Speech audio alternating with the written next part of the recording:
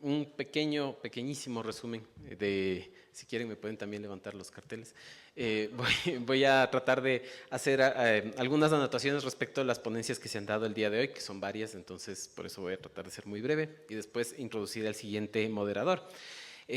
Comenzamos primero con la exposición del magistrado Gustavo Santander Danz, que habló respecto de esta transformación que se operó en la Corte Suprema de Paraguay, de un órgano de control de legalidad a un órgano de consolidación del Estado de Derecho por medio del control constitucional en su sistema más difuso.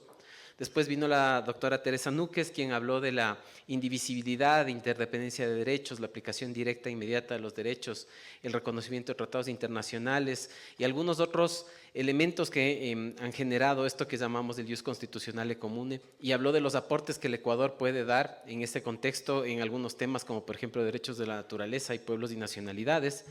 Después habló el magistrado José Alejandro Vargas, quien habló de una propuesta del ius constitucionale comune que nace de una construcción académica, pero que se ha llevado a los hechos por medio del desarrollo jurisprudencial y aboga por una solidaridad iberoamericana en la consolidación de estos regímenes. Por su parte, la doctora Alejandra Cárdenas Reyes habló respecto de cómo este ius constitucionale comune que incorpora el diálogo entre el derecho interamericano y el derecho interno se aplica a casos concretos relacionados con la consulta previa a pueblos y nacionalidades indígenas, la consulta previa libre e informada en casos ambientales o de explotación de recursos naturales.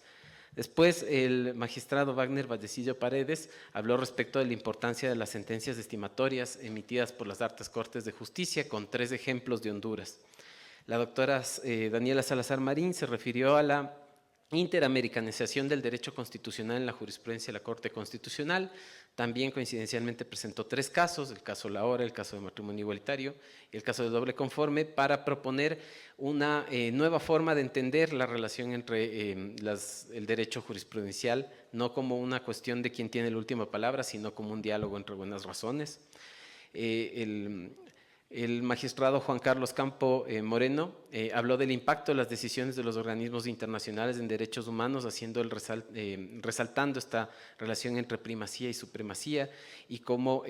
esto afectaría a ordenamientos como el español. Después, el doctor Enrique Reía Bonet se refirió a un caso específico para mostrar el rol de la Corte Constitucional, la deliberación y la pluralidad de opiniones respecto de un tema complejo como la eutanasia, y resaltó el rol de la Corte Constitucional como un órgano independiente. El doctor Gustavo Gutiérrez Tixe, en cambio, se refirió a un caso concreto en el cual mostraba cuáles son las complejidades de la decisión de un tribunal constitucional en un contexto como el peruano, en el que existen algunas tensiones relacionadas con varias cuestiones, como por ejemplo el uso de recursos naturales y los pueblos. Por último, el doctor Richard Ortiz habló de el rol de la Corte Constitucional, el que le correspondió jugar en este contexto complicado que tuvo el Ecuador el año anterior, que fue el de la disolución de la Asamblea Nacional y su contrapeso para la defensa del Estado democrático y constitucional de derechos ante las atribuciones extraordinarias del presidente. Y por último, el magistrado Héctor Mery Romero se refirió a la práctica del Tribunal Constitucional chileno y cómo esto, a pesar de que existe una tradición que no aboga por un diálogo entre el derecho internacional de los derechos humanos y el derecho interno, pues el control de convencionalidad ha empezado a practicarse y se ha generado lo que denominaríamos un corpus juris que incorpora el derecho internacional, el derecho constitucional. Espero haber sido fiel a las exposiciones.